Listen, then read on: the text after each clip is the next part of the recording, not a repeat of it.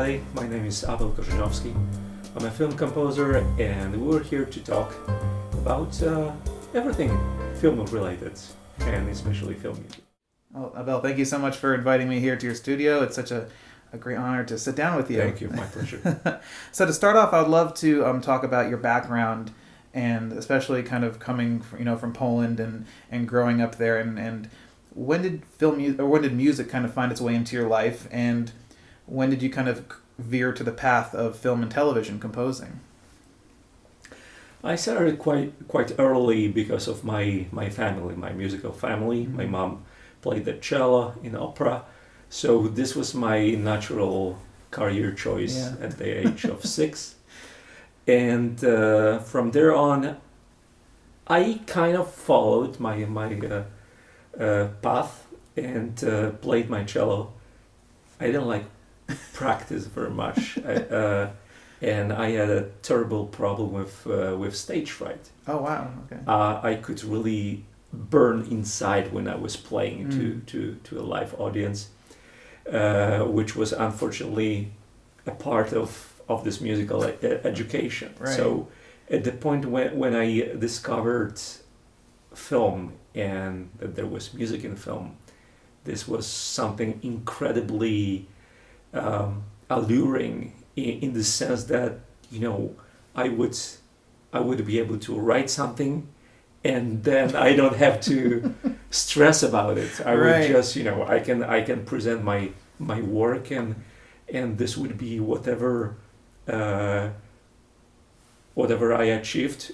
I could present it without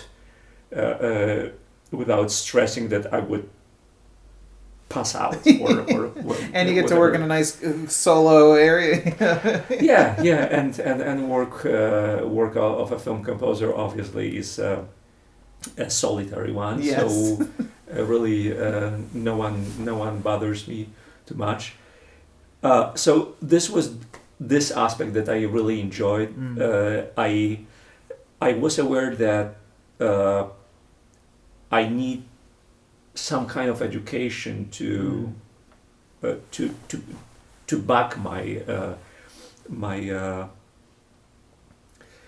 to support my passion. Right. So at the time I thought that classical composition would be a natural choice. At least this is, I grew up in classical music, so I thought that if I could learn what a classical composer does, this would certainly help in film music. So, but this had to wait a little because the exams for classical composition are extremely difficult, and I had to. It's like a whole different level of studying. Yeah. And you have to be really well prepared and have already written something meaningful to get accepted for this profile. So eventually I started studying composition only on my 3rd year of studying cello at Musical Academy. So it was I wanted to start earlier, but I didn't pass the exams the first time. And next year I succeeded, but it was again it really took a lot of work. Yeah, for sure. So you made a transition with a lot of foreign composers to the United States. You made the transition from your home country to the United States. I know there's a lot of other composers that are around the world, working in their own countries, and some might be interested in doing that. So how did you go about making that transition from the Polish film community and film music community to Hollywood? How did that kind of come about? Well, first I was really unaware of all the dangers and how difficult and risky a move like this would be. So coming to Hollywood had always been my big dream. Right. But I was gathering information how it looks like, what I would need to get there, and I soon realized that first I needed an agent, not that I couldn't just contact a producer and say, please, please, please, I would write you beautiful music. I knew that it wouldn't be enough. So my first step was finding an agent in Los Angeles, right. which I did via email, by the way. And I wrote 6 emails to 6 agencies. 3 of them responded, which was That's pretty good. Pretty good ratio. And I only politely asked whether I can send my demo reel, and that's it. And so I sent my 3 reels to the agencies, and then nothing, then nothing. Month, weeks of silence, and eventually one day I got a call from an agent from Evolution Music Partners, Seth Kaplan, who is my agent right now. Wow! So till this day, and with Christine Russell, and we're great friends, and this turned out to be a very fruitful relationship on every level. So one of your earlier projects that you did is you kind of rescored the classic film Metropolis, and you kind of provided a kind of this your take on it. And I know a lot of composers have done that. That film has been approached and scored many different times. What was that kind of process like for you, and was that kind of something that kind of got people's attention to your music here in Hollywood, or what was kind of the... Yes,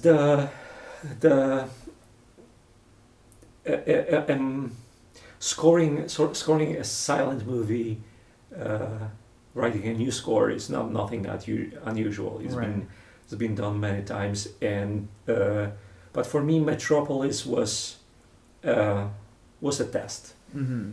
This was a 147-minute film. Right. Silent, yeah. Which means 147-minute score, and I thought if I can do this, if I can write an orchestral score of this size, and if I am able to make it substantial, to support the narrative in such a long span, that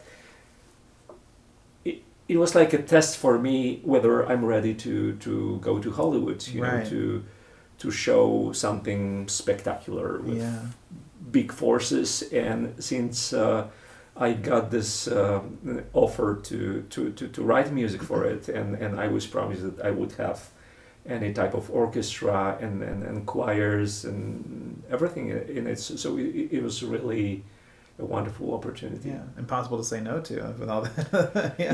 Besides, this was with the film festival for which it was written. Right. Was run by a friend of mine who produced everything, and Metropolis was really fascinating project, and I tried to score it to bring out what's modern in it, what's still relevant, and I tried to show it in a little different angle. This was shortly after 9/11, and it felt to me very relevant in that sense. Absolutely. And then you went and one of your earlier films was also PU-239. Was that one of your first American films? Yeah, it was. So how was that approach? What are your kind of memories of that film? And was it I mean, you've scored films in Poland before, of course. It wasn't nothing new to you, but was it how did it differ? I guess was it different than working in Poland? Polish cinema versus American cinema? Well, the main difference was that if I failed here on my first project, I could just go back, and that's really the main difference, the amount of stress, and plus that the film was produced by HBO, which had an extremely stringent system of of approval. It was really multi-level. That first, obviously, my director had to be happy, and the first level of producers. Then there was another level of producers, and all this was extremely difficult to navigate and to please everybody, and different notes, and someone wanted the film to go this way, someone else wanted it to go the other way. Yeah. And then after everything, everybody was happy, it turned out that we have to start over because there's another level. There's a guy who is even more important than everybody below him, and then we still have to change everything. So it was my first clash with this kind of very producer-driven production, and a difficult one. Yeah. Eventually, I made it through to the end, which personally was a big achievement. Yeah, for sure. And it tests whether I can survive this kind of stress. Yeah, it's a stressful situation. We, as a composer, as an artist, I tend to laugh whatever I laugh whatever I write. Mm-hmm. So somebody telling me, it's not so great. It's not a pleasant thing, and not everybody is cut to deal with this kind of input, and it's really a very different skill to be able to go past rejection and to actually be able to cool down. Okay, what they really mean by this, by giving me those these notes, what it really means. Perhaps they just phrase it this way, but what bothers them is, how do I translate this to musical terms? Right. Because when you get notes from a non-musician, someone can tell you this music is too orange, right? And I would like it more green. Right. I'm exaggerating right now, but that's the point. You really have to find what this other person would consider green. Yeah, you're translating. Because perhaps I strongly feel that what I wrote is green, and it may not be for somebody else. Absolutely. And then, so I mean, you did pass the test. You passed the test of PU 239, and then you went and you started working with an amazing director, Tom Ford, with Single Man, and which is a fantastic film and a great, amazing score. And then, of course, you did Nocturnal Animals as well. So going back to Single Man, what was it like working with Tom Ford on that project? And clearly you guys connected because he called you back for Nocturnal Animals. So what was kind of that process? This was a shock of entering a different world. I during my first year in LA, I had meetings in all major studios and production houses, and frankly, everything looks the same. If you go inside Warner Bros. Or Paramount or Universal, it's like little cities, but they look really alike. Yeah. It's very easy to confuse one with another. Perhaps the only different is Disney, because it has Mickey Mouse, from time to time. And when I came to Tom Ford's office, this was a different world. Mm-hmm. It was a world of extreme attention to detail. Right. Whether you notice it immediately or not. Yeah. I remember artworks that he had on his walls, the different smell, everything was really designed and and meaningful. Nothing was accidental. And the same principle he applied to film. That basically every shot is really prepared, and there's always meaning and a reason behind each scene. There's nothing just to forward the plot. Right. There's always at least two levels of additional meaning, and like in Hitchcock movies, when people talk about Tom Ford and his very stylized, stylish language, they often talk about this as if this was something, unique in movies. But if you look at earlier cinema, like at Hitchcock movies, this was much more colorful, even though this was black and white.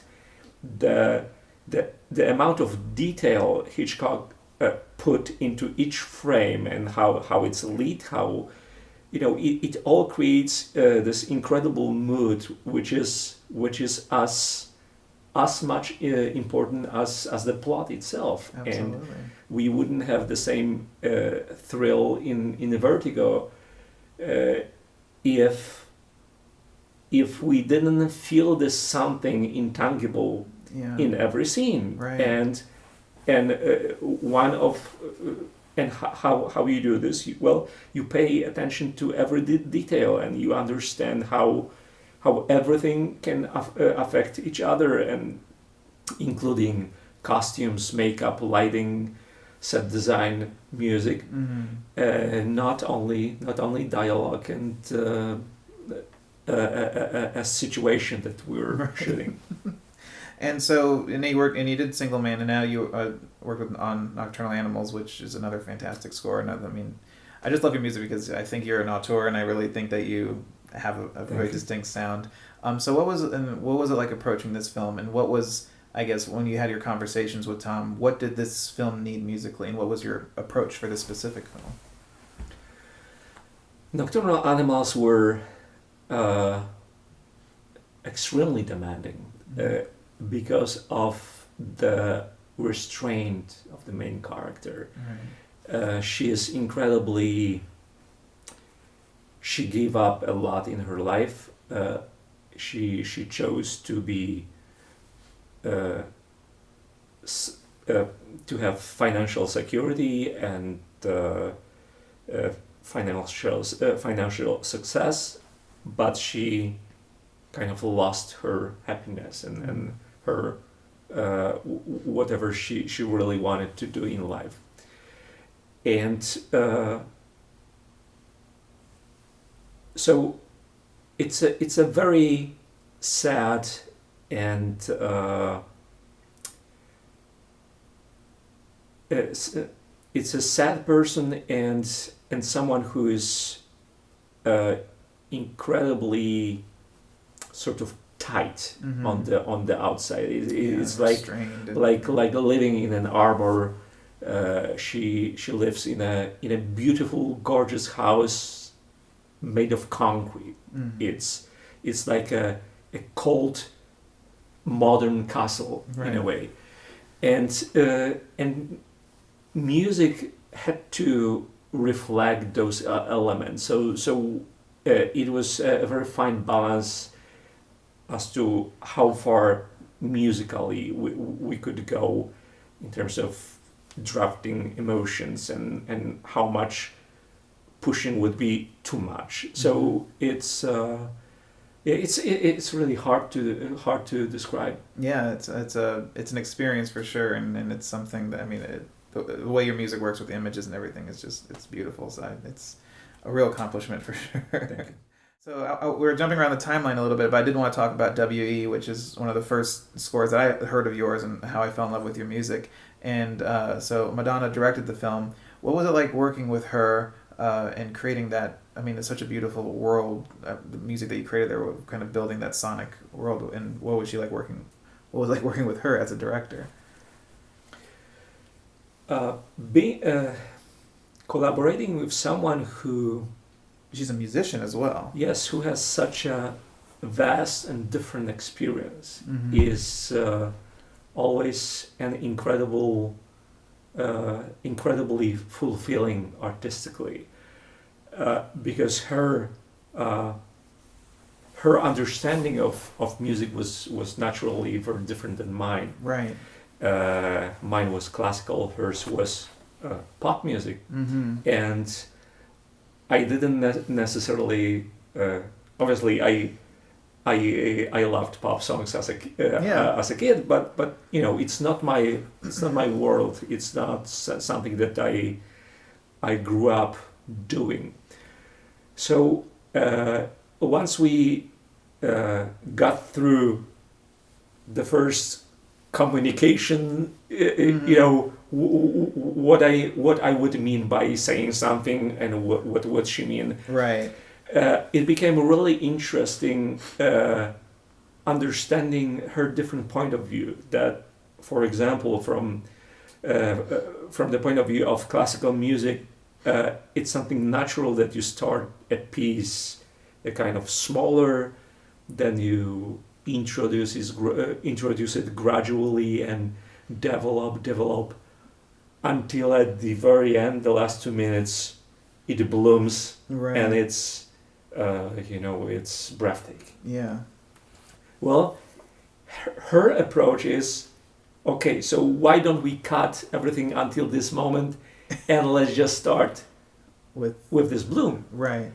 And once you think about this way and think about songs, how they function, how immediately they have to connect with the audience, Right. it's something like this, right? You hear a song on the radio, It's a hook. and you're hooked immediately. And this was something really inspiring, and I know it changed the way I approach my music since then. Because that score does kind of hit the ground running from what I remember. I mean, the first few tracks are already kind of, you're almost built into, you're like in it. There's no kind of gradual built to climax. That's interesting. I didn't even realize that.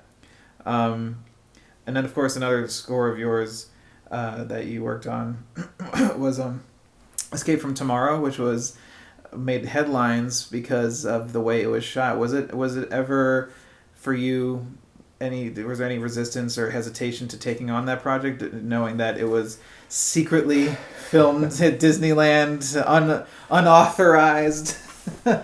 No, never. This was directed by a friend of mine, Randy Moore, and this was totally such a unique project. Yes, irresponsible and he had to do a lot of things, most of the post-production in Korea, so that it wouldn't be stopped by Disney here. So Wow. it wouldn't be stopped before it's out. Yeah. And they shot it in with little cameras, looking like a regular GoPro still camera, and not a video camera, and they had scripts on their phones. They were never standing together in one group, so the whole crew was scattered. Yes, they wouldn't draw attention. Across the park, and they were just communicating over the phone. And so this was a definition of a guerrilla filmmaking. For sure. In contrast, what we did with score was a textbook studio production. Yeah. We we recorded with a large orchestra in the Warner Bros. Studios. That's amazing. But because it's expensive, Right. we just recorded a very short score. So Yeah. so not we couldn't obviously afford to have 40, 50 minutes of music. Yeah. But we decided that it's better to give it a beautiful live sound, Mm-hmm. so that you have an impression of watching something real. You know, Right. when you have a low budget movie and it has its deficiencies, we had great set design Yeah. because it was shot in Disney Yeah. parks. Disney did perfect set design. Yeah, so it was a pretty good set design, but other than that, it was extremely low budget. So Yeah. if you added a synth score trying to mimic an orchestra, Right. it would only exaggerate the low budget factor. So Absolutely, on the other hand, when we added real live orchestra, the best players in LA, and it felt so natural. It felt that it's just stylized this way, Right. but it's in a way it shows how much music can make a movie believable or not. Yeah, and you don't really think about it that way, because usually it's the opposite. Music is always the last thing with the littlest, smallest budget, and usually the cheapest indie films usually have those very small indie scores. But you did the opposite. That's fantastic. And then I do want to talk about Penny Dreadful for a little bit, which is an amazing show, and you did such an amazing job with the score. It did come to an end just recently, the series finale. And what was it like creating a television score? I mean, over the course of was it 3 or 4 3 years. 3 years, and so many rich characters, such a rich kind of the Gothic world. I mean, must have been an amazing canvas for you as a composer. What was the experience and appeal to you as a storyteller? Penny Dreadful wasn't a typical TV production in the sense that it was, the acting talent was really A-list actors from theatrical movies, set design, costumes, script. John Logan, who amazing writer, wrote so many incredible Gladiator, things. And this is just an incredible wordsmith, and his writing was an actual inspiration, which I was surprised, because usually I respond mostly to the visual aspect of the film. This is what gives me the most insight into the characters, how they behave in all little facial expressions, what they try to hide, what's their internal world that's not spoken. And this was the first time that I encountered dialogue which actually speaks to me and inspires me to go certain way. Penny Dreadful was a very alien world to me. I had never done a horror movie, and especially this was an unknown to everybody, how to approach the characters which were not as we know them from reading old Victorian Gothic stories, but they were more human. That they had much more depth. For example, Dr. Frankenstein or his monster, especially, they were very different characters that we used to laugh in those old black and white movies, when you have Frankenstein's monsters with this square head and you know all the stitches, and it's a little cartoonish, right? Right. And there was nothing like this in Penny Dreadful, so for everybody, it was like a process of discovery, discovering every character as we go. We didn't really know how it would end. Yeah. So did you treat it? I mean, I always ask this. Did you kind of treat it as one episode at a time? Did you just wait for the next script and kind of keep continuing, or did you kind of treat each season as like a little arc? Did you kind of build it as an arc over the course of the season? Did you know how the season was going to end when you started the first episode, or was it just here's the next script type thing? I read all scripts for the first season. This is how I started to get an overall arc. Right.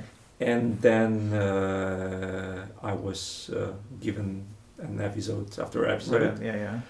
For season 3, it was very difficult because because of the plot happening in partly in America, which was shot in Spain, partly in London, which was shot in Ireland, but because of the production schedule, the episodes were really not in order. The ending was hidden from all of us for a long time. Yeah, because so it was the idea was that they planned to wrap it up, but they didn't really tell. That was the idea? That it was like season 3 was going to be. Well, I was told that if I hold something musically that I wanted to use eventually, then now is the time to use it. So you kind of to have use the idea. it. Yeah, and don't save anything for next season. And I was told that there is a chance that this could be the last season. Yeah. But it was a 3-year adventure. Really. Every time it was almost 5 to 6 months of work. That's a lot. Yeah. I mean, that's the best part about it. It'll live forever, you know, on screen. So looking kind of, we talked about all your individual projects and such, but looking at your kind of your style and everything overall, we talked about you're classically trained and you always love to use the orchestra.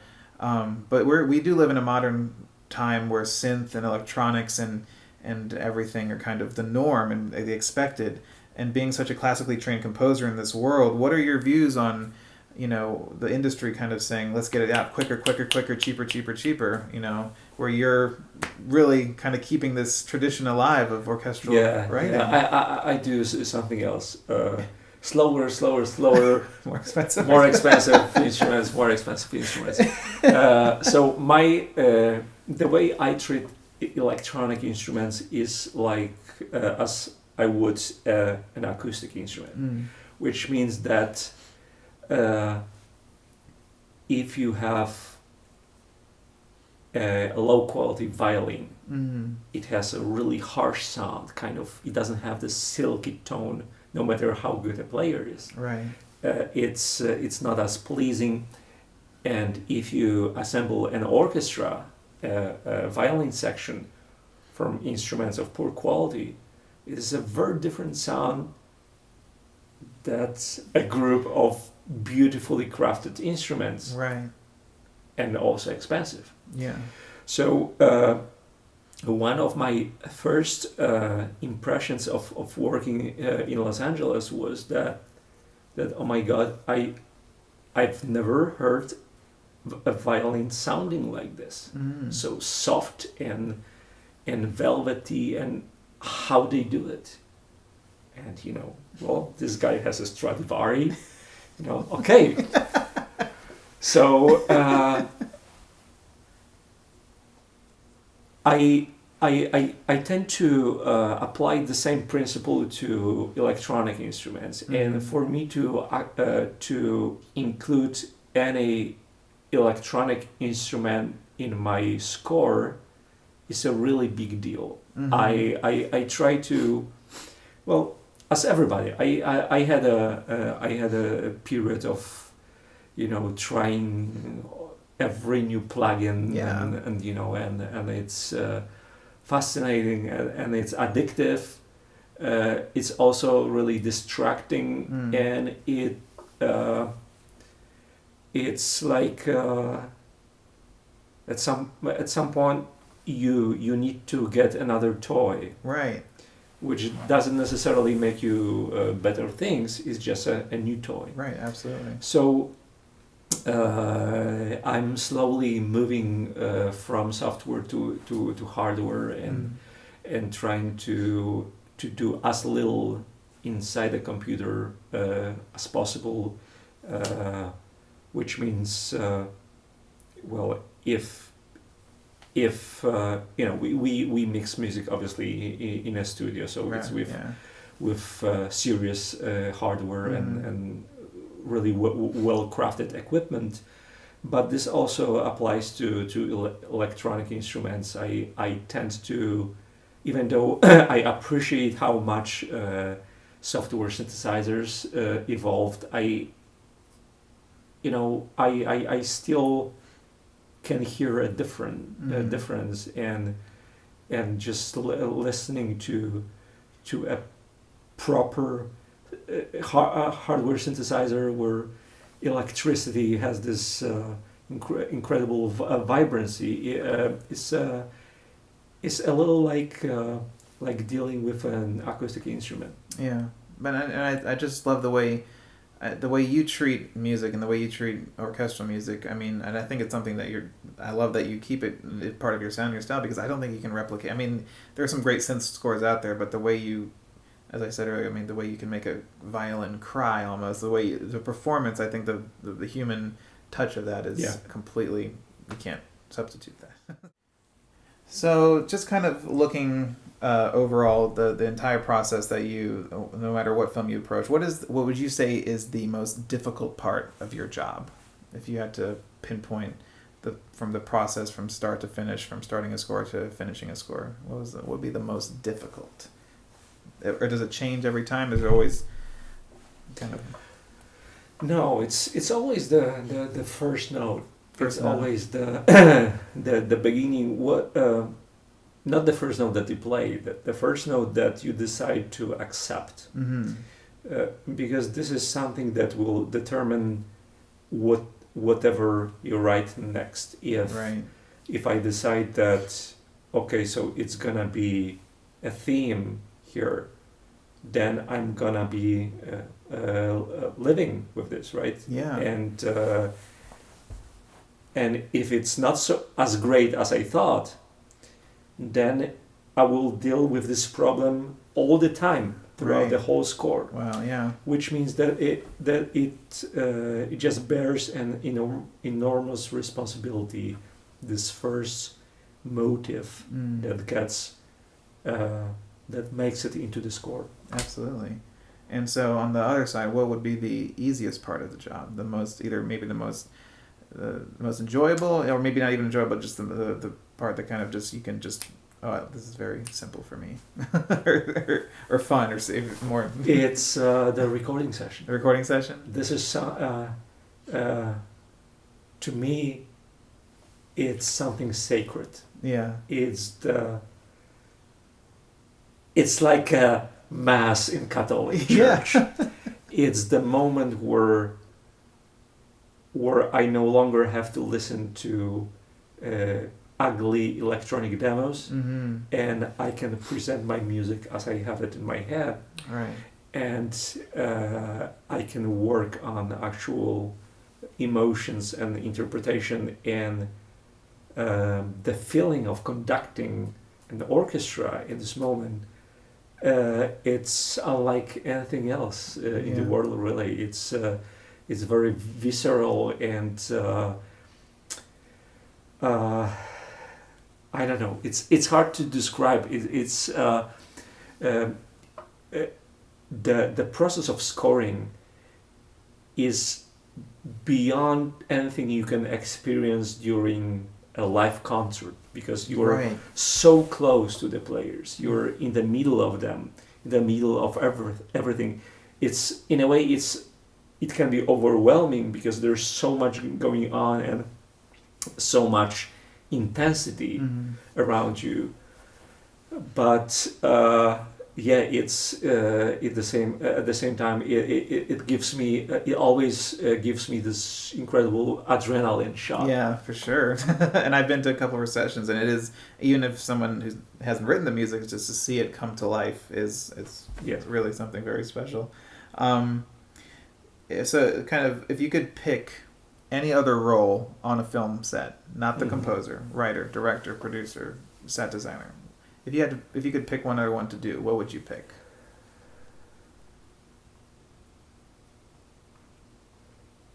Uh, I'm not sure if on film I I like designing things, and I'm really sensitive to any kind of visual cues, and I think this is what I would do. So So like graphic rather design or like set design? not graphic, perhaps perhaps a painter. Oh yeah. Okay. I don't know. I So don't something know. visual, yeah, Yeah. that's interesting. I mean, but it's so tied together for me, and that's because I told you I'm not a musician, but what strikes me is that, and you know, you're creating a sonic world, but it's matching with the visuals. You know, Mhm. that's the beautiful thing about film music, is that it's meant to be with the visuals, and I think Yes. that's, yeah. So I mean, we're looking at music right now.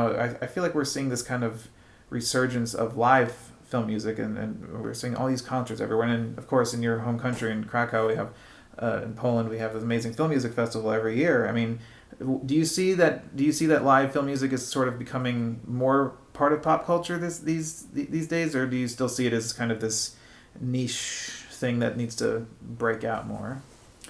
I certainly hope so. And you know, it's in the flood of all low production value content, like things that you have on YouTube, really low budget stuff.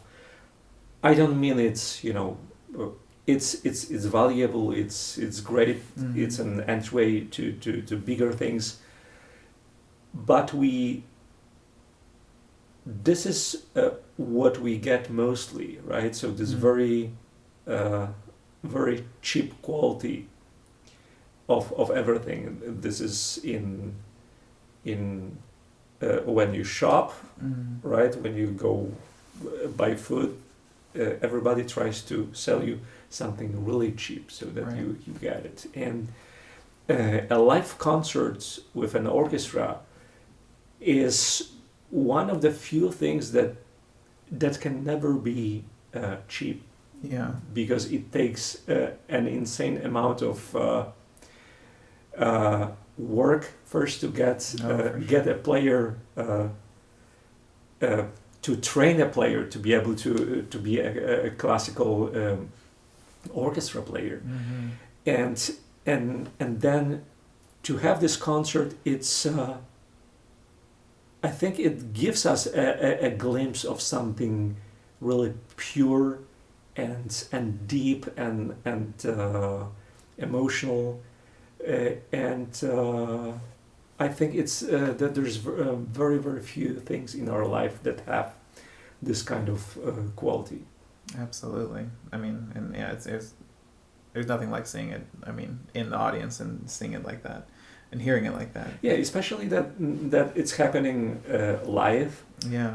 If you, it's the same with. You look at Cirque du Soleil, right? Right. Yeah. It's happening. The performance is happening as we see it, and you know, it cannot work for it just this one place, and the cost of a production like this is insane, and yet we want to pay a very expensive ticket to to watch this, because this is very different to watching a movie, which has an advantage of splitting the cost. Yeah. Basically, and as much as I love